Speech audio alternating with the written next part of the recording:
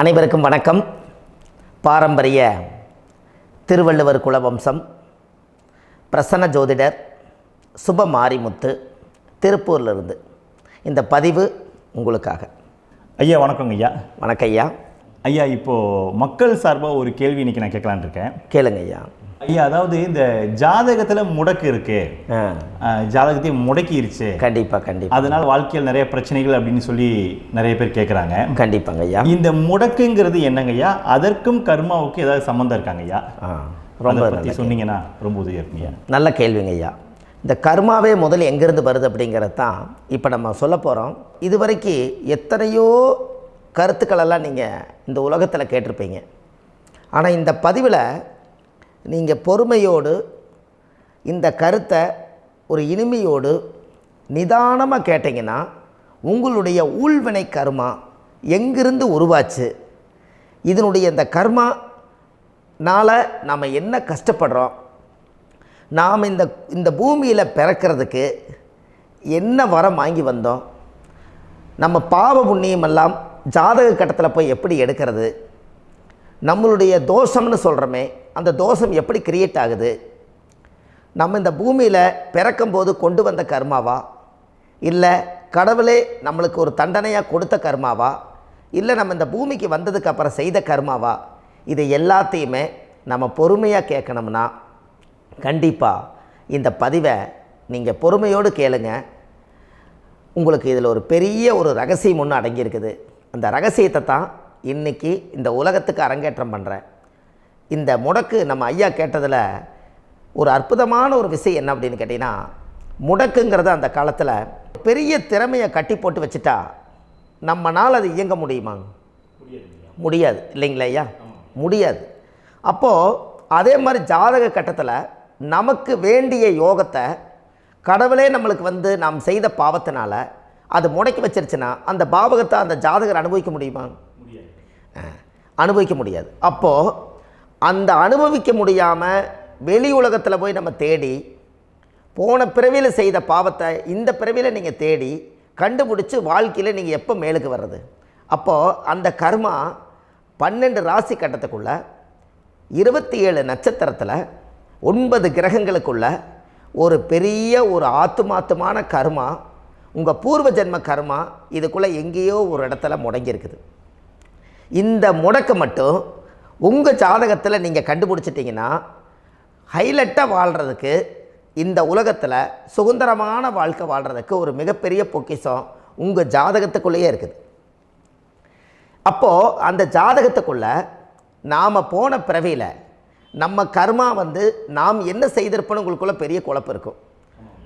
என்னங்க ஐயா, நீங்கள் என்ன கர்மா பண்ணிட்டு வந்தீங்க, நாம் போன பிறவியில் நம்ம யாரை ஒரு வதச்சோம், யாரை நம்ம மனசை புண்படுத்தினோம், நம்ம தாத்தாவுக்கு சோறு போட்டோமா, நம்ம பாட்டனுக்கு சோறு போட்டோமா, நம்ம முப்பாட்டனுக்கு சோறு போட்டோமா, நம்ம கொள்ளுப்பாட்டனுக்கு சோறு போட்டோமா, அப்போ நம்ம அப்பாவுக்கு நம்மளை பெற்றவருக்கு நம்ம சாப்பாடு கொடுத்தோமா, இவங்களுக்கெல்லாம் நம்ம சேவை பணிமடைகள் செஞ்சோமா, நம்மளுடைய உறவுகளுக்கெல்லாம் அரவணைச்சு போனோமா, நம்மளுடைய இந்த மாதிரி நாம் இரத்த சம்பந்த உறவுகளை இருந்து தான் இந்த உலகத்துக்கு நம்ம வெளியில் வந்திருப்போம்.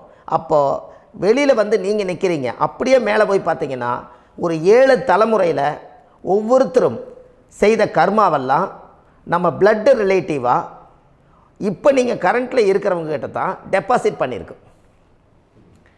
அப்போ இது தெரியாமல் நாம் ஜாதகத்துக்குள்ளே போய் தசாபுத்தி நல்லா தனுங்க இருக்குது, நான் ரொம்ப கஷ்டப்படுறேன், என் ஜாதகத்தில் போய் பார்த்தேன் எல்லா கிரகங்களும் நல்ல வலிமையாக இருக்குன்னு தான் சொன்னாங்க, ஆனால் இன்னும் என்னுடைய கடன் அடையலை, இன்னும் என்னோடய கர்ம தீர்ந்த மாதிரியே தெரியல, எனக்குள்ளே ஒரு தாட்டு என்னமோ நான் ஒரு பின்தங்கின வாழ்க்கையிலே வாழ்ந்துட்டுருக்கேன் அப்படின்னு நீங்கள் சொல்லும்போது, அப்போ இதையெல்லாம் தாண்டி ஒரு கர்மா உங்களுடைய ராசி கட்டத்துக்குள்ளே எங்கேயோ ஒரு பக்கத்தில் ரகசியமாக புதைஞ்சிருக்கு.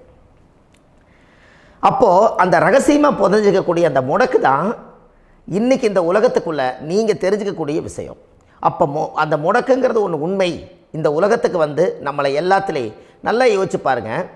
12 ராசி கட்டம் இருக்குதுங்களா ஐயா? ஆமாங்க ஐயா. ஆனால் கிரகம் எத்தனை இருக்குதுங்க? 9 தான் இருக்குங்க ஐயா. ஆமாம், 12 ராசிக்கு 12 கட்டத்துக்கு 12 கிரகம் கொடுத்துருக்கலாமல்ல கடவுள்.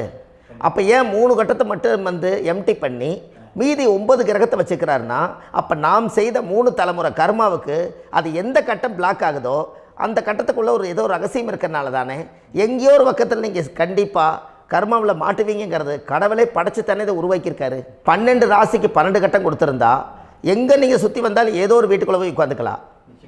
ஆனால் ஒரு வீடு சுத்தமாக இருக்குது, ஒரு வீட்டில் 4 கிரகம் இருக்குது, ஒரு வீட்டில் 3 கிரகம் இருக்குது, ஒரு வீட்டில் 5 கிரகம் இருக்குது, ஒரு 3 வீடு 4 வீடு காலியாக இருக்குது. அப்போ எங்கேயோ ஒரு ராசி கட்டத்துக்குள்ளேயே கடவுளுடைய கர்மா விளையாட்டு, அது ரகசிய விளையாட்டு தான்.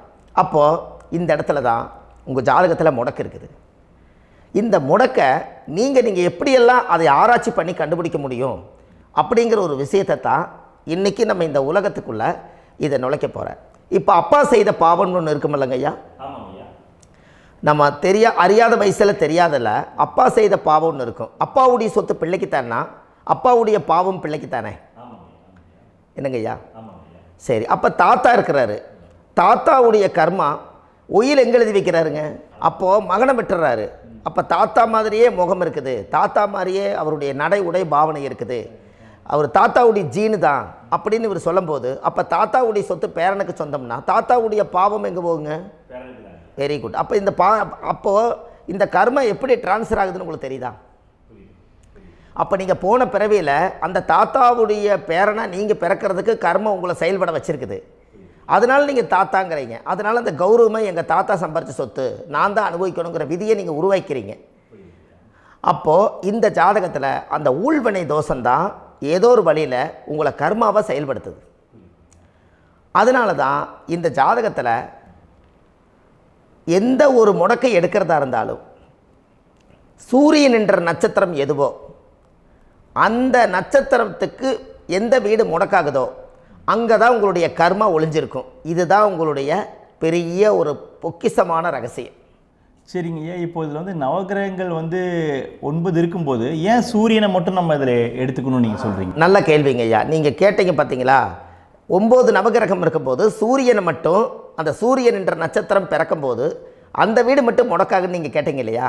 இதுதான் அற்புதமான கேள்வி. ஏன் அப்படின்னு கேட்டிங்கன்னா, சூரியன் அப்பாவோட உயிர் கரு போய் அம்மாவுடைய பனிக்கூடத்தில் கர்ப்பத்தில் வச்சு 10 மாதம் 300 நாள் சுமந்து நீங்கள் இந்த பூமிக்கு வெளியில் வரும்போது நீங்கள் என்ன பாவத்தை இவங்க விதைச்சாங்களோ அந்த கர்மாவை வாங்கிட்டு தான் நீங்கள் வெளியில் பிரசவமாகறீங்க. இதுதானே? அப்போ சூரியன் என்ற நட்சத்திரம், அந்த சூரியனுங்கிறது உயிர் கருவல்லவா, அப்பாவுடைய உயிரணுக்கள் அம்மாவுடைய கருவிக்குள்ளே போய் நாம் குழந்தை வடிவத்தில் இருந்து 300 நாள் பாவ உன்னித்த பதிவில் ஏட்டு எழுதி ஒரு ஜாதகத்தை கையில் கொடுத்து பிறந்த உடனே உங்களுக்கு ஒரு ஏட்டை பெரட்டி நீ இப்படித்தான் விதி, இனிமேல் இப்படித்தான் நீ வாழணும்னு சொல்லி உங்கள் கர்மாவை நீங்கள் கர்மாவோடு தானே வெளியில் பிறக்கிறீங்க. அப்போ சூரியன் என்ற நட்சத்திரம் தானே இந்த உலகத்துக்கு ஒரு பெரிய ஒரு மகத்துவம். இப்போ பாருங்கள், விடிய வரைக்கும் நம்ம முழிச்சிட்ருக்குறோம், காலையில் சூரிய உதயமானால் அவங்கவுங்க செயல்படுறோம். மீதி எல்லா கிரகங்களுக்குமே வெளிச்சத்தை கொடுக்கக்கூடிய சக்தி சூரியனுடைய பிம்ப ஒளிக்குத்தானே உண்டு, என்னங்க ஐயா? அதனால தான் மேசத்து உச்ச வீடுன்னு சொல்லி மேசத்தை உச்சம்னு சொல்லி சூரிய உச்சத்தை அங்கே தான் வச்சாங்க. அப்போது அந்த காலச்சக்கரத்துக்கு 5ஆம் இடம் பூர்வ புண்ணியஸ்தானத்தில் போய் சிம்மத்தில் கொண்டு போய் சூரியனை ஆட்சி வீடுன்னு வச்சாங்க. அப்போது சூரியனில் இருந்து தான் அந்த மையப்புள்ளி உருவாகுது. அப்போ உங்களுடைய ஜாதகத்தில் அந்த சூரியனாகப்பட்டவர் பிறக்கும்போது நீங்கள் உங்கள் ஜாதகத்தை நீங்கள் எடுத்துக்கங்க ஐயா. நீங்கள் இன்றைக்கே போய் கதவை திறந்து உங்கள் பெட்டியை திறந்து பீர்வாவுக்குள்ளே உங்களுடைய ஜாதகம் இருக்குது, அந்த ஜாதகத்தை எடுத்து ஜோதிடர்கிட்டையே நீங்கள் சந்தேகம் கேட்குறக்கு முன்பு நீங்களே உங்களுடைய கர்ம பற்றி தெரிஞ்சுக்கிறதுக்கு இந்த பதிவில் உங்களுக்கு ஒரு ரகசியத்தை சொல்லித்தரேன். உங்கள் ஜாதகத்தில் இப்போ இது வரைக்கும் ராசி கட்டத்தை நீங்கள் பார்த்துருப்பீங்க, ஆனால் பாதசாரம்னு ஒன்று இருக்கும் இல்லைங்களா? ராசிக்கு பாதசாரம்னு ஒன்று இருக்கும். சூரியன் என்ன நட்சத்திரத்தில் இருக்குது, சந்திரன் என்ன நட்சத்திரத்தில் இருக்குது, செவ்வாய் என்ன நட்சத்திரத்தில் இருக்குது, புதன் என்ன நட்சத்திர காலில் நிற்குது, இதெல்லாமே அந்த சாரம் இல்லாத ஜோதிடம் சோரம் போய்விடும். அதனால் அந்த சாரத்தில் நிற்கிது பார்த்தீங்களா கிரகம், அதில் இப்போ நீங்கள் உங்களுடைய ராசி கட்டத்தை ஓப்பன் பண்ணுங்கள். இதில் ராசி கட்டத்தில் சூரியன் என்ற நட்சத்திரம்னு ஒன்று இருக்கும் இல்லைங்களா? அது எதுவாக வேணாலும் இருந்துட்டு போட்டோம். அந்த நட்சத்திரம் தான் நீங்கள் பிறக்கும்போது தாயுடைய கருவறைக்குள்ள கரு உருவான நட்சத்திரமே அதுதான். புரிஞ்சுங்களா ஐயா? பிறக்கும்போது நீங்கள் அந்த கருவுடைய நட்சத்திரம் அப்பா வந்து கருவை உருவாக்கி கர்மாவை விதைச்சது அந்த சூரியன் என்ற நட்சத்திரம் தான். அந்த வீட்டுக்கு தான் இந்த ராசி கட்டத்தில் உங்களுக்கு முடக்கு உருவாகுது. புரிஞ்சுங்களா ஐயா? அப்போது ஒரு ஜாதகத்தில் சூரியன் என்ற நட்சத்திரம் எதுவோ அதுதான் உங்களுடைய கர்மா நட்சத்திரம். இப்போ நம்ம பிறக்காதுக்கு முன்னாடி அப்பா கட்டத்தில் அந்த கர்மா டெபாசிட் ஆகிருக்கும். அதை ட்ரான்ஸ்ஃபர் எப்படி பண்ணுறாரு? அவருக்கு ஒரு கல்யாணம் வச்சு அவர் குடும்ப வாழ்க்கையில் வாழ்ந்து நம்மளோட உயிர் கருவை கொண்டு போய் ஊராம் பொண்ணை கல்யாணம் பண்ணி பொண்டாட்டின்னு எடுத்துக்கொண்டு அந்த பொண்டாட்டிங்கிற உரிமையாகி இவருடைய உயிர் கரு உருவாகி வாரிசுகள் வெளியில் வருது. அதானங்க ஐயா? அப்போது அந்த சூரியன் என்ற நட்சத்திரம் தான் இந்த உலகத்தில் ஒரு பிரம்மாண்டமான நட்சத்திரம். இந்த நட்சத்திரம் உங்கள் மனசுக்குள்ளே ஏதாவது இருந்துச்சுன்னா உங்கள் வீட்டில் ஏதாவது ஒரு நல்ல விஷயங்கள் நீங்கள் பண்ணுறதா இருந்தால் அந்த கர்மா நட்சத்திரம் சூரியனுடைய நட்சத்திரம் இருக்குது பார்த்தீங்களா, அந்த நட்சத்திரத்தில் எந்த ஒரு சேவைகளும் செய்யக்கூடாது. அதுதான் கர்மா. அதை போய் நீங்கள் ஆக்டிவேட் பண்ணி விட்டீங்கன்னா அது முன்னோர்களை வந்து நீங்கள் வந்து தொந்தரவு பண்ண மாதிரி. அந்த கர்ம நட்சத்திரம் தான் உங்கள் வாழ்க்கையில் அது புதஞ்சிருக்கிறதா. இப்போ குழந்தை பிறந்தாலோ சீர் சீமந்தங்கள் நீங்கள் செய்கிறதாலோ கல்யாணம் முக்கிறதுனாலோ உங்கள் ஜென்ம நட்சத்திரத்தன்னைக்கு கல்யாணம் பண்ண வேண்டாம்னு சொல்லிக்கிறாங்கல்லங்க. உங்களுக்கு ஜென்ம நட்சத்திரத்துக்கு முன்னாடி உங்களை உருவாக்குன நட்சத்திரம் தான் ஜென்ம நட்சத்திரம். அப்போ சூரியன் என்ற நட்சத்திரம் அப்பாவுடைய ஜென்ம நட்சத்திரமாக அந்த ஊழ்வினை கர்மம் செயல்படுது.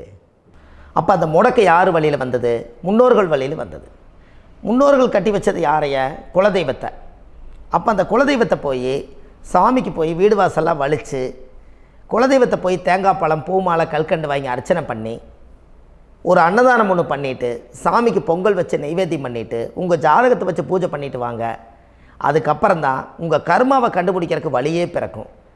குலதெய்வத்தை வணங்காமல் கோவிந்தா கோவிந்தா என்று பல தெய்வத்தை வணங்கினாலும் பலனொன்றும் இல்லைன்னு அந்த காலத்தில் முன்னோர்கள் சொல்லி வச்சுக்கிறாங்களா இல்லைங்களா? அதனால் கண்டிப்பாக அதை கண்டுபிடிச்சி நீங்கள் அதுக்கு ஒரு நைவேத்தியம் பண்ணால் மட்டும்தான் முதல்ல உங்கள் 5ஆம் பாவம் முன்னோர்கள் அது வேலை செய்யும். குலதெய்வ ஆலயத்துக்கு போயிட்டு வாங்க. போயிட்டு வந்துட்டு இந்த கர்மவினை தோஷத்தை நிவர்த்தி பண்ணுறதுக்குண்டான சரியான பரிகாரத்தை நம்ம எடுப்போம். அப்போது உண்மையாலுமே ஒரு ராசி கட்டத்துக்குள்ளே இந்த மாதிரி ஒரு அந்த கர்ம தோஷம் இருப்பதனால இந்த கர்மா தோஷத்துக்கு அந்த முடக்க தோஷங்கிறத நீங்கள் எடுத்து அதை கண்டுபிடிச்சி அந்த சூரியன் என்ற நட்சத்திரம் எந்த ராசி கட்டத்தில் போய் முடக்காயிருக்குதோ அந்த முடக்கு எந்த பாவகம் வந்து நம்மளுக்கு லாக் ஆகிருக்குதோ அந்த பாவகத்துக்கு உண்டான பரிகாரங்கள் அதுக்குரிய ஸ்தலங்கள் அந்த கோவில்களில் போய் சுவாமிக்கு தேங்காய் பழம் பூமாலை கல்கண்டு வாங்கி அர்ச்சனை பண்ணி நீங்கள் அந்த கோவிலுக்குள்ளே போய் உட்காந்து சாமி கும்பிட்டு வந்தீங்கன்னா உங்களுடைய ஜாதகத்தில் இருக்கக்கூடிய அந்த முடக்கு தோசை நீங்கி வாழ்க்கையில் நீங்கள் எதை சாதிக்க வந்தீங்களோ அந்த சாதனையை நீங்கள் சாதிச்சிட்ருப்பீங்க. புரிஞ்சுங்களா ஐயா? ஏன் அப்படின்னா அந்த முடக்கு நட்சத்திரத்துக்குள்ளே தான் ஒரு தோஷம் இருக்குது. இப்போ அந்த காலத்தில் பாருங்கள் ஐயா, முன்னோர்கள் எல்லாம் நிறைய பேர் கோவில் கட்டி வச்சுட்டு போயிருக்காங்களா இல்லைங்களா? இந்த கோவில் எதுக்காக கட்டி வச்சுக்கிறாங்கன்னா அவங்க கட்டினவங்களுக்கும் அந்த முடக்கு தோஷம் இருந்திருக்குது. ராஜாக்கள் இருந்திருக்குது, மன்னர்கள் காலத்தில் இருந்திருக்குது, ஜமீன்தார் காலத்தில் இருந்திருக்குது. இப்போ அவங்களுடைய அமைப்புகள் எல்லாமே முன்னோர்கள் என்னமோ அறியாமல் தெரியாத தன்னடக்கம் இல்லாத ஒரு கர்மாவை இவங்க செஞ்சிட்டாலும் அதுக்குரிய பரிகார ஸ்தலங்களை கொண்டு போய் அந்த காலத்திலே ஜாதகம் பார்த்து நம்ம வந்து முன்னோர்களுடைய பாவத்தை நாம் செய்த பாவத்தையும் தீர்த்துட்டு நமக்கு கீழே அடுத்த சந்ததிகள் அடுத்த தலைமுறைகள் வந்தாலும் இந்த கோவில்களுக்கு வந்து விளக்கு போட்டு சாமி கும்பிட்டு இந்த மண்ணை மிதிச்சுட்டு போனால் அன்னையோடு அந்த கர்மா தீருங்கிறது அந்த காலத்திலேயே முடக்க தோஷ பரிகாரத்தை கோவில் வழியில் அந்த காலத்தை திசை திருப்பி வச்சுருக்காங்க. அப்போ நீங்கள் கோவிலுக்கு போகாமல் கண்டிப்பாக இந்த பரிகாரத்தை நீங்கள் உடைக்க முடியாது. ஏன் உடைக்க முடியாதுன்னா இப்போ நீங்கள் எத்தனை வருஷம் வாழ்கிறீங்க ஐயா? 120 வருஷமே வச்சுக்கோங்க. சூரியன் திசை 6 வருஷம், சந்திரன் திசை 10 வருஷம், செவ்வாய் திசை 7 வருஷம், ராகு திசை 18 வருஷம், குரு திசை 16 வருஷம், சனி திசை 19 வருஷம், புதன் திசை 17 வருஷம், கேது திசை 7 வருஷம், சுக்கிரன் திசை 20 வருஷம். இப்போ நான் சொன்ன டோட்டலெல்லாம் கூட்டிங்கன்னா 120 வருஷம் வரும். இது ஒரு மனிதர் பிறந்து பூரண ஆயுளோடு வாழ்ந்தால் இந்த 120 வருஷம் வாழ்ந்தால் அவர் இந்த பூலோக பதவி விட்டு சிவலோக பதவி போயிடுவார். அதுக்கு பேர் தான் பூரண ஆயுள் என்று பொருள். அப்போ இந்த பூரண ஆயுளை வாழ்ந்தவருக்கு 120 வருஷம். கோயில் எத்தனை வருஷம் வாழுதுங்க ஐயா? கோயில் பழங்காலத்து கோயிலெல்லாம் எத்தனை வருஷம் வாழுதுங்க? 12 வருஷத்துக்கு கும்பாபிஷேகம். அது ஓகே, அது பரவாயில்ல. 12 வருஷத்துக்கு ஒருக்கா பழசை புதுப்பிச்சு கும்பாபிஷேகம் பண்ணி மறுபடியும் அதுக்கு பவர் ஊட்டி சக்தி ஊட்டி அதுக்கு உருவேற்றுறாங்க. நான் சொல்கிறது கோயில் 5000 வருஷம் 4000 வருஷம் பெரிய பெரிய சித்தர்கள், மகான்கள், ரிஷிமார்கள், யோகிகள், சித்தர்கள் இவங்களெல்லாம் போய் கோவில்லையே சிவனையும் பெருமாளையும் வழிபாடு பட்டுட்டு கோவில்லையே ஒரு ஓரத்தில் ஜீவசமாதி ஆயிட்டாங்கன்னு பழைய கால கோயிலில் சித்தர்கள் குடியிருக்காங்களா இல்லைங்களா? இருக்காங்கல்லங்க ஐயா. அப்போது நாம் 120 வருஷம் வாழ்கிறோம், கோவில் 5000 வருஷம் வாழுது. எங்கே சக்தி அதிகமாக இருக்குன்னு சொல்லுங்க? கோவிலில் தாங்க ஐயா. கோயில் தான், அதில் ஒன்றும் மாற்றம் இல்லைங்களே. கோயில் தாங்க. அப்போ கோவிலில் தான் அந்த சக்தி இருக்குதுன்னு நீங்கள் சொல்கிறீங்க. அப்போ உங்களுடைய கர்மாவை உடைக்கிறதுக்கு 120 வருஷம் பெருசா 5000 வருஷம் பெருசான்னு சொல்லுங்கள்? 5000 தாங்க. அப்போ 5000 வருஷம் உள்ள அலைகள் எத்தனை அந்த சிவனுக்கு இப்போ சிவன் கோயிலே உங்களுக்கு முடக்கு தோஷத்துக்கு ஒரு கோயில் வருதுன்னு வச்சுக்கோங்க.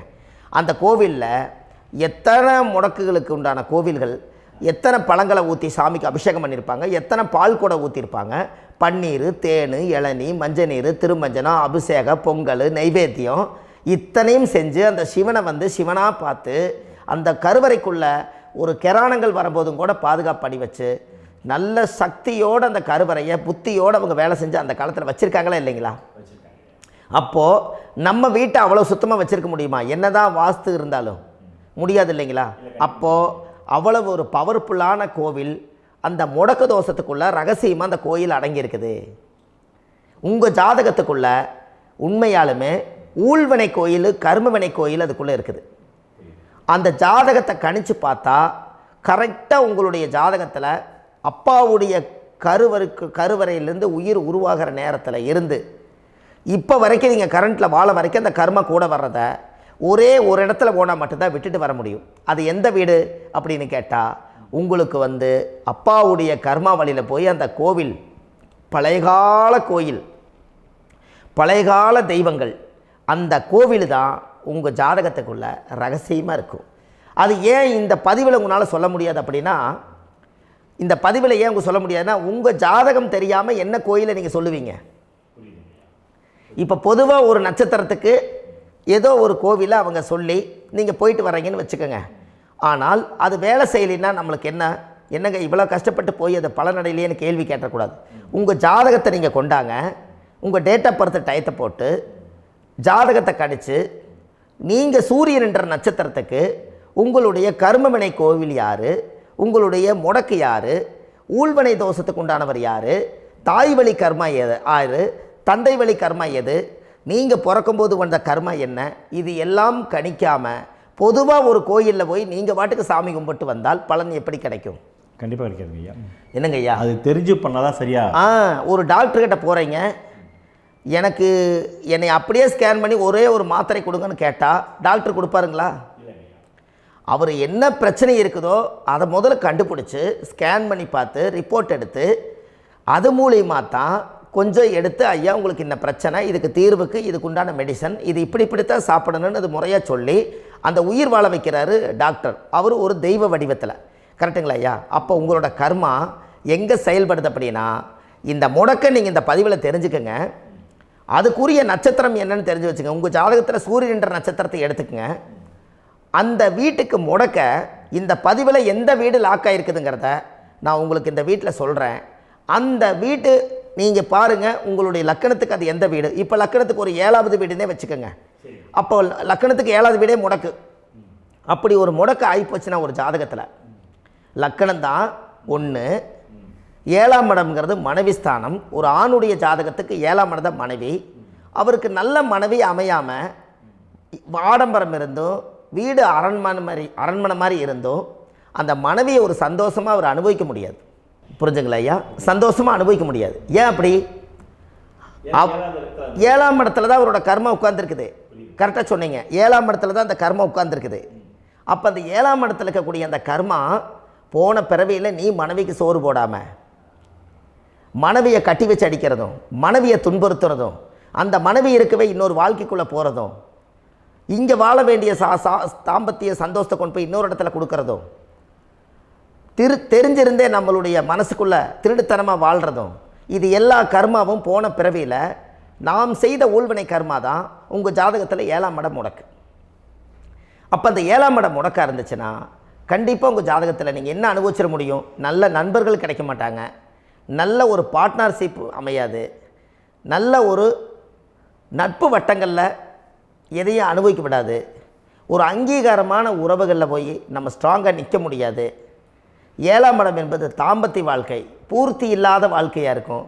இப்படியெல்லாம் அந்த ஜாதகத்தில் ஒரு பொதுவாக ஒரு ஜாதகத்தில் 7ஆம் பாவம் முடக்காயிட்டால் இந்த கர்மாவை அவர் அனுபவிச்சுக்கிட்டே இருப்பார். இது எப்போத்தான் அதுக்கு ஒரு தீர்வு வேணுங்கய்யா? அந்த கோயில் எதுன்னு நீங்கள் கரெக்டாக சொன்னீங்க. இப்போ இது மனிதனால் செயல்படுது. மனிதர்கள் தான் கோயிலை கட்டி வச்சாங்க. தெய்வத்தை விட ஒரு காலத்தில் மனிதர்களுக்கு மகிமை ஜாஸ்தி. ஏன்னா சாதாரண ஒரு மண் பூமியாக இருந்த இடத்த மனிதர்கள் தான் கோயில் கட்டி ஒரு மகிமைப்படுத்தி புண்ணியம் பண்ணி வச்சாங்க. மனிதர்களுக்கு சக்தி அதிகம்தான், ஆனால் பிரபஞ்சத்துக்கு அதை விட சக்தி அதிகம் அல்லவா? ஐயா, நீங்கள் கோவிலுக்கு போய் அந்த கர்மா உடைக்கிறதுக்கு கோவிலில் சக்தி இருக்குது, ரைட்டு.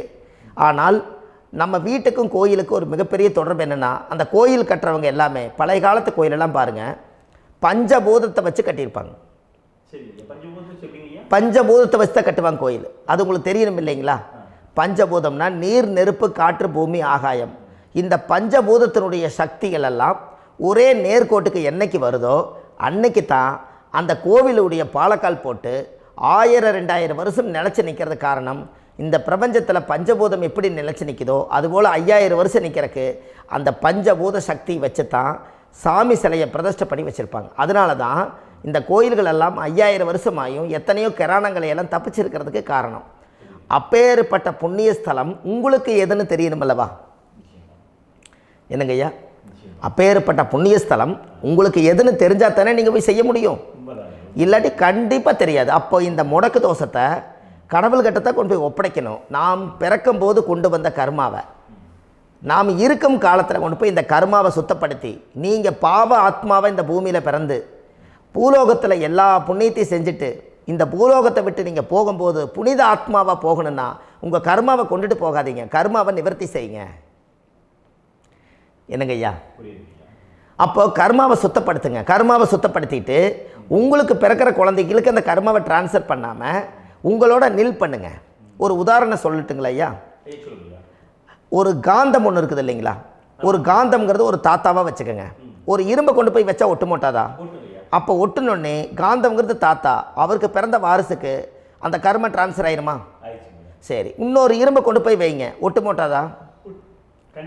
அப்போ அது பேரனுக்கு வைங்க, பேரனுக்கு வந்துருச்சு அந்த கர்மா. இன்னொரு இரும்பை கொண்டு போய் வைங்க, அந்த காந்தத்துக்கு நேர் இன்னொன்று வைங்க, ஒட்டு மோட்டாதா? அப்போ அதை கொண்டு போய் நம்ம கொள்ளு பேரனுக்கு வைங்க. இப்படியே டிரான்ஸ்ஃபர் ஆகி தலைமுறையாக இந்த கர்மா தொடர்ந்துக்கிட்டே இருக்குது. இந்த இடத்துல கொண்டு போய் காந்தத்துக்கு இரும்பு ஒட்டிகிட்டே இருக்குதுல்ல, இந்த இடத்துல ஒரு மரக்கட்டை செஞ்சு கொண்டு போய் கரெக்டாக வச்சுக்கினே போட்டுமா? அந்த மரக்கட்டையை கொண்டு போய் வைக்கிறவர் யார்? மரக்கட்டை வச்சுட்டு அடுத்த வாரிசு புனிதமாக பிறந்துட்டு அந்த மேலே இருக்கிற கர்மாலாம் இந்த அடுத்த இதுக்கு வராதில்ல. இதுதாங்க ஐயா கர்மா. தொடர்ந்து வரக்கூடிய கர்மாவை அதை நில் பண்ணணுங்கிறதுக்கு பேர் தான் இந்த உதாரணத்தை சொன்னவங்களுக்கு. அப்போ நாம் இந்த பூலோகத்தில் நம்ம ஒரு தாயுடைய கருவறையில் இருந்து தொப்புள் கொடி அறுக்கும் நேரம் நாம் என்ன கர்மாவை வாங்கி வந்திருந்தாலும் அதையெல்லாம் ஆராய்ச்சி செய்து ஜாதகத்தில் முழுமையாக கண்டுபிடிச்சி ஒரு காலம் இல்லைனாலும் ஒரு காலம் நம்ம நல்லா இருக்கிறதுக்காக, நம்ம வாரிசுகள் எல்லாம் நலமடைஞ்சு வளமடைஞ்சு வர்றதுக்காக இந்த கர்மா தோஷத்தை கரெக்டாக கண்டுபிடிச்சி சரியான கோவிலுக்கு போய் நீங்கள் கர்மாவை நிவர்த்தி பண்ணி அங்கே பூஜை புனஸ்தானங்கள், சகசரநாம பூஜைகள், ஓமங்கள், வழிபாடுகள் இதெல்லாம் நீங்கள் செஞ்சு உங்களுடைய பாவத்தை எல்லாம் கழித்து உங்கள் ஜாதகத்தவே யோகமாக மாற்ற முடியும். கண்டிப்பாக மாற்ற முடியும். ஏன்னா நம்ம யாரை நம்பி செய்கிறோம்? சரியான கடவுள்கிட்ட வழிகாமிக்க போகிறோம். அப்போ கடவுள் பொய்யாயிருவாரா? ஐயா நம்ம அதாவது அந்த காலத்தை சொல்லுவாங்க, சத்தியுள்ள சாமி கும்பிட்டு புத்தி உள்ள உள்ளே பெக்கணும்னு சொன்னாங்க. 16 வதபதன்னு பெக்கலை, எல்லாம் அறிவோடு பெற்றாங்க. அதனால் எல்லாமே தாய் தந்தைகள் பேச்சை கேட்டாங்க. அன்றைக்கி எல்லாருமே தாய் தந்தைகளுக்கு தூணாக நின்னாங்க. அப்போ அந்த காலத்தில் சத்தியுள்ள சாமி கும்பிட்டு புத்தி உள்ள உள்ளே பெக்கணும்னு சொல்லி அன்றைக்கி அறிவோடு பெற்று இந்த கர்மாவை ஆளுக்கு ஒரு கர்மாவை டிரான்ஸ்ஃபரை பிரித்து எல்லாரும் சுத்தப்படுத்தினாங்க. இன்றைக்கி நம்ம ஒரு குழந்தை 2 குழந்தை பெற்று வச்சுருக்கோம். அவங்களுக்கே இவ்வளவு கர்மா வந்துருச்சுன்னா இந்த குழந்தைகளுக்கு என்னைக்கு இந்த கர்மாவை போய் கண்டுபிடிச்சி நீங்கள் எப்போ சரி பண்ணுவீங்கன்னு. அப்போ இந்த வாழ்க்கையில் ஏதோ ஒரு பிரபஞ்ச சக்தி நம்மளை அறியாமல் என்னமோ ஒரு இயக்கத்தில் கொண்டு போய் விட்டுருச்சுங்களா? அப்போ இனிமேலாவது இந்த கர்மாவில் இருந்து கண்டிப்பாக நம்ம நிவர்த்தி ஆகணும்னு சொன்னால் இந்த முடக்கு தோஷத்தை யாரெல்லாம் கண்டுபிடிச்சி இந்த ஊழ்வினை கர்மாவில் இருந்து நாம் கருவறையில் சுமக்கும் போது 10 மாதம் நீங்களாம் என்னென்ன நினச்சிருப்பீங்க? அதாவது கருவறைக்குள்ள கருப்பாக ஒரு பிண்டம் இடப்பக்கம் கிடக்கையில் இந்த பூமிக்கு வரும்போது நீங்கள் என்னென்ன நினச்சிருப்பீங்க? இந்த பிறந்ததுக்கு அப்புறம் வந்து தான் அம்மா தெரியுது, அப்பா தெரியுது, தாத்தா தெரியுது, பாட்டி தெரியுது, இந்த உலகத்தில் கண்கொள்ளாத காட்சிகள் எல்லாம் தெரியுது, எல்லாம் தெரியுது. ஆனால் 10 மாதம் உங்கள் வாழ்க்கையில் நீங்கள் இருக்கும்போது நீங்கள் என்னென்னலாம் நினச்சி இந்த பதிவில் இறைவன் கொடுத்தாரோ அதையெல்லாம் அனுபவிக்கத்தான் வந்தீங்க. அதுக்கு இடையில இருக்கிறதான கர்மா. இந்த ஒரு விஷயம் உங்களுக்கு கிடச்சிருச்சுன்னா நீங்கள் எல்லாருமே ராஜயோகமாக பிழைப்பீங்கள்ல. இதில் ஏழை பணக்கார யாரையுமே சொல்ல வரல. அவங்க பிறக்கும்போது புண்ணியத்தை பொறுத்து தான் போன ஜென்மத்தில் நம்ம என்ன புண்ணியங்கள் பண்ணி வச்சோமோ அந்த புண்ணியத்தில் இன்றைக்கி நல்லா வாழ்கிறாங்க. ஒருத்தர் கேட்டார், என் ஜாதகத்தில்ங்க எங்கூட படித்தவர் இடம் வாங்கிட்டார், வீடு வாசல் கட்டிட்டார், தொழில் பண்ணிட்டார், நல்லா இருக்கார், ஆனால் நான் இன்னும் அப்படியே தான் இருக்கிறேங்கன்னு ஒருத்தர் கேட்டார். அதுக்கு ஒரு கருத்து என்னென்னா, டேட் ஆஃப் பர்த் ஒன்று தான், டைம் ஒன்று தானே வச்சுக்கோங்க. அவங்க அப்பா செஞ்ச புண்ணியம் வேறு, நீங்கள் செஞ்ச பாவங்கள் வேறு. அவர் செஞ்ச புண்ணியத்தினால அவருக்கு எல்லாமே முன்னாடி கிடைக்கிது. நீ கர்மாவெல்லாம் கழிச்சிட்டீங்கன்னா பின்னாடி கிடைக்க போகுது. இதில் மற்றவங்களை பற்றி வேற்றுமையாக நினைக்கிறதுல எந்த ஒரு இதுவுமே இல்லை. அப்போ ஒருத்தர் பார்த்து ஒருத்தர் வாழ வேண்டாம். உங்களுடைய சுய அறிவை வச்சு இந்த பூலோகத்தில் இந்த பூமியில் நீங்கள் 4 தெரிஞ்சு நல்ல விதமாக கற்றுக்கிட்டு இந்த உலகத்தில் சிறப்பாக வாழ கற்றுக்குங்க. அதுக்கு அந்த ஊழ்வினை தோஷத்தை கண்டுபிடிங்க. உங்களுக்குன்னு ஒரு முடக்கு இருக்குதுங்கிறத இன்றைக்கி நீங்கள் எழுதி வைங்க. அதை எப்படியாவது கண்டுபிடிங்க, அதை தேடுங்க. ஒரு முறை நீங்கள் ஜாதகத்தை கொண்டு வாங்க. அந்த ஜாதகத்தை கொண்டு வந்து உங்கள் பாவகத்தில் எத்தனாம் பாவம் முடக்காயிருக்குதுன்னு பாருங்கள்.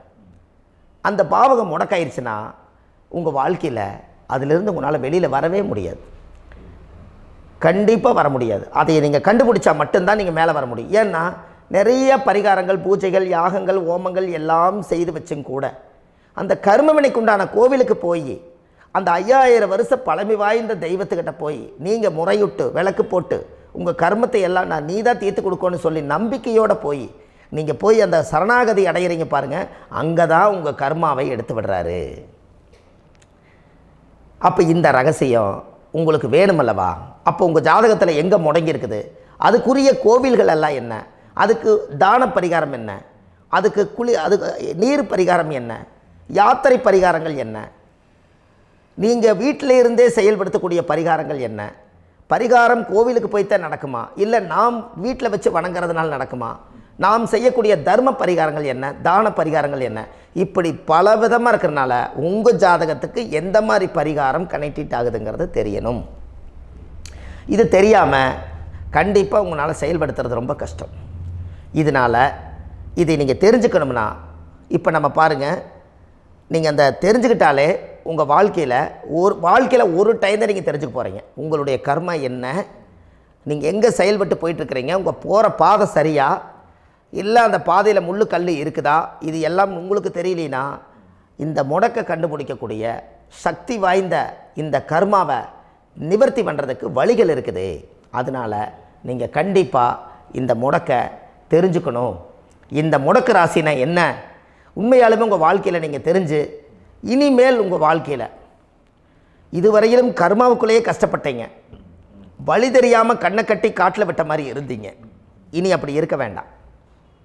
உங்கள் ஜாதகத்தில் 12 ராசி கட்டத்தில் 9 கிரகம் போகும், மீனி 3 கிரகம், 3 கட்டம் வந்து உங்களுக்கு எங்கேயோ ஒரு பக்கத்தில் 3 கட்டம் எம்டியாக தான் இருக்கும். கரெக்டுங்களா? அது இல்லாமல் ஒரு ஜாதகம் பிறக்காது. ஏன்னா 9 கிரகத்துக்கு 9 கணக்கு போட்டால் 3 கட்டம் எம்டியாக தான் நிற்குது.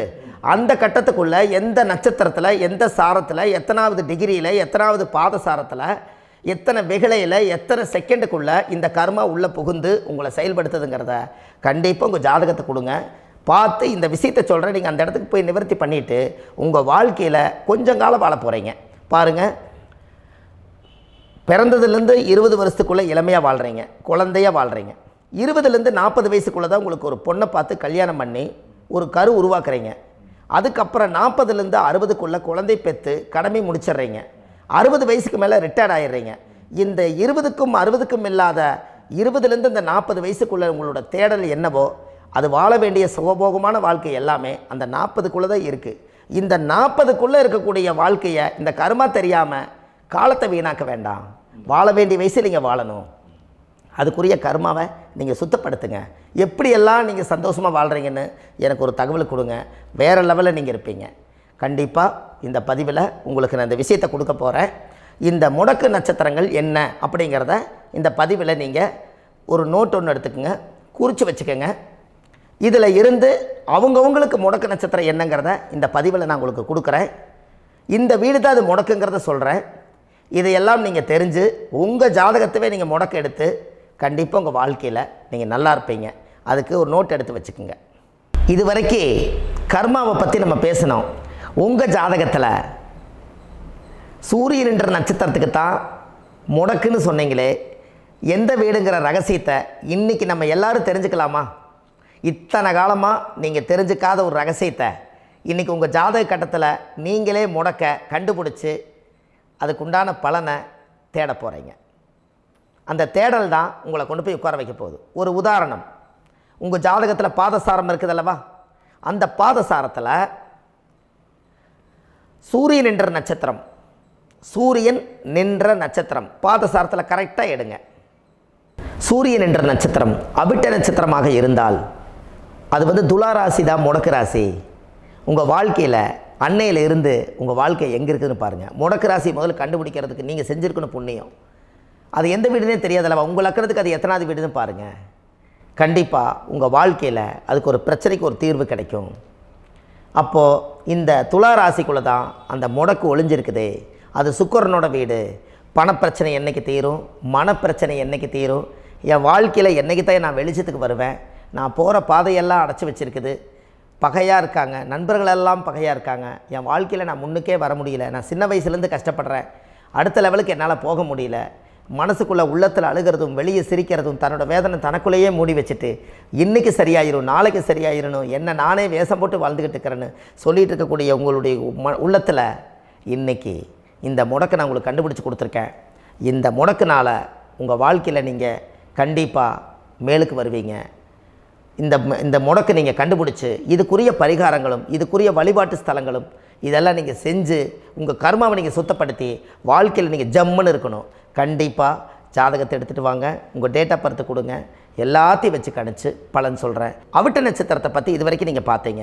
அவிட்ட நட்சத்திரம் முடிஞ்சு சதய நட்சத்திரத்தை பற்றி அடுத்த பதிவில் நம்ம பார்க்க போகிறோம். நம்ம ஆன்லைன்லேயே ஜாதகம் பார்க்குறோம். உங்கள் date of birth time place கொடுத்தீங்கன்னா போதும், உங்களுக்கு ஜாதகத்தை கணிச்சு ஃபோன்லேயே உங்களுக்கு கர்ம ராசி கண்டுபிடிச்சி உங்களுக்கு உண்டான கர்ம பரிகாரத்தை சொல்லி உங்கள் வாழ்க்கையில் ஒரு வெளிச்சத்துக்கு கொண்டு வர்றதுக்கு என்றைக்கும் உங்களுக்கு உறுதுணையாக இருப்பேன். நீங்கள் கண்டிப்பாக இந்த பதிவுகள் எல்லாம் இது உங்களுக்காகத்தான். இது அதிகாலை நேரத்தில் பிரம்ம முகூர்த்தத்தில் இந்த பதிவை உங்களுக்கு முழுமையாக சமர்ப்பணம் பண்ணுறேன். இதை கற்று இதை வழி நடத்தி இதைய எப்படியெல்லாம் இந்த முடக்கை கண்டுபிடிச்சி இப்படியெல்லாம் பேச வச்சு அழகு பார்க்க நம்ம முன்னோர்களுடைய ஆசீர்வாதமும் இந்த முடக்கை கண்டுபிடிச்ச குருமார்களும் அவங்களுடைய குடும்ப பாரம்பரிய வம்சாவளிகளும் எல்லாருமே நல்லா இருக்கணும். அதுக்காக இந்த நேரத்தில் நான் அடியேன் சுப மாரிமுத்தாக இருந்து திருப்பூர்லேருந்து இந்த பதிவை உங்களுக்கு நான் கொடுக்குறேன். கண்டிப்பாக இந்த முடக்கு கோயிலுக்கு இந்த முடக்கு தோஷத்துக்கு உண்மையான பரிகாரங்கள், எளிமையான பரிகாரங்கள் நீங்களே வாழ்க்கையில் செஞ்சு ஆதிகால பரிகாரங்கள் உங்கள் மனசுக்குள்ளே இருக்குது. அதை செயல்படுத்தினா மட்டும் போதும், வாழ்க்கை எங்கேயோ போயிடும். கண்டிப்பாக ஒரு முறை உங்கள் ஜாதகத்தை அனுப்பி வைங்க, உங்களுக்கு நான் பார்த்து பலன் சொல்கிறேன். இன்றைக்கி நான் கொடுத்த பதிவுகள் எல்லாம் உங்களுக்கு ரொம்ப பயனுள்ளதாக இருந்திருக்கும். உங்களுக்கு இது வரைக்கும் எத்தனையோ கர்ம வினைகளை பற்றி தெரியாமல் இருந்திருப்பீங்க. இந்த பதிவில் நிறைய கேட்டு தெரிஞ்சுக்கிட்டீங்க. இதெல்லாம் வாழ்க்கையில் ரொம்ப முக்கியமான பரிகாரங்கள், எளிமையான பரிகாரங்கள். நேராக நீங்கள் கடவுளைத்தான் கெட்டியாக பிடிக்க போகிறீங்க. அந்த பரிகாரங்கள் எல்லாம் செஞ்சு அதிகாரமாக வாழ்ந்து இந்த பூலோகத்தில் நல்ல சிறப்பாக வாழ்கிறதுக்கு இந்த பரிகாரம் உங்களுக்கு ரொம்ப யூஸ்ஃபுல்லாக இருக்கும். கண்டிப்பாக இந்த பதிவை செய்யுங்க. நம்ம பாரம்பரிய திருவள்ளுவர் குல வம்சம் பிரசன்ன ஜோதிடர் சுப மாரிமுத்து, திருப்பூரில் இருக்கேன். 30 ஆண்டு காலமாக நம்ம ஜோதிடம் பார்த்து கொண்டு இருக்கிறோம். இவ்வளவு காலமாக எத்தனையோ ஆயிரக்கணக்கான மக்களுக்கு நம்ம ஜோதிடம் பார்த்து வழிகாட்டி நிறையா மக்களுக்கு நிறைய சேவைகள் செஞ்சுருக்கேன். நிறைய கோயில் கட்டி வச்சுருக்கேன், கும்பாபிஷேகங்கள் பண்ணி வச்சுருக்கேன், அன்னதானங்கள் நிறையா பண்ணி வச்சுருக்கேன், புண்ணிய யாத்திரைகள் நிறைய போய் வந்திருக்கேன். மக்களுக்காகவே நான் உங்களுக்கு உழைக்க தயாராக இருக்கேன். இந்த ஜோதிடம் என்னுடைய ஒரு பாரம்பரியமாக என்னுடைய அப்பா தாத்தா முன்னோர்கள் இதெல்லாம் எங்களுடைய குலத்தொழில் இது. அதனால் நாங்கள் பாரம்பரியமாக திருவள்ளுவர் குல வம்சம். வள்ளுவர் வாக்குன்னு யூடியூப் சேனலில் போனீங்கன்னா 1000 பரிகாரங்கள் கொடுத்துருக்கேன். அதுவும் உங்களுக்கு ரொம்ப யூஸ்ஃபுல்லாக இருக்கும். வள்ளுவர் வாக்கு அப்படின்னு போடுங்க. அப்படி இல்லைன்னா சுப மாரிமுத்துன்னு போடுங்க. இதில் பரிகாரங்கள் நிறையா கொடுத்துருப்பேன். கண்டிப்பாக இதெல்லாம் நீங்கள் சந்தித்து நீங்கள் ஒரு சப்ஸ்கிரைப் பண்ணி வச்சுக்கோங்க. நான் போடக்கூடிய பதிவுகள் எல்லாமே உங்களுக்கு நோட்டிஃபிகேஷனை வந்துடும். அதனால் நீங்கள் ஒரு சப்ஸ்கிரைப் பண்ணி வச்சுக்கோங்க. தினமும் ஒரு தகவல் உங்களுக்கு கொடுத்துக்கிட்டே இருக்கேன். இதெல்லாமே உங்களுக்கு ஒரு பெரிய சந்தோஷமான நிகழ்ச்சிகள். என்றைக்கும் உங்களோட நான் வாழ்கிறேன். உங்களுடைய குடும்பத்தில் நான் ஒருத்தராக இருந்து குடும்ப ஜோதிடராக நான் இருப்பேன். கண்டிப்பாக ஆயுளுள்ள வரைக்கும் உங்களுக்காக இந்த ஜோதிடத்துக்கு உழைச்சி உங்கள் குடும்பத்தில் ஒருத்தராக நான் வந்து ஒரு ரத்த உறவில் நான் வந்து இந்த பூர்வ ஜென்மத்தில் உங்களுக்கு நான் கடமைப்பட்டிருக்கேன். கண்டிப்பாக அடுத்த பதிவில் உங்களை நான் சந்திக்கிறேன். வாழ்வது ஒரு முறை, வாழ்த்தட்டும் தலைமுறை. நன்றி, வணக்கம்.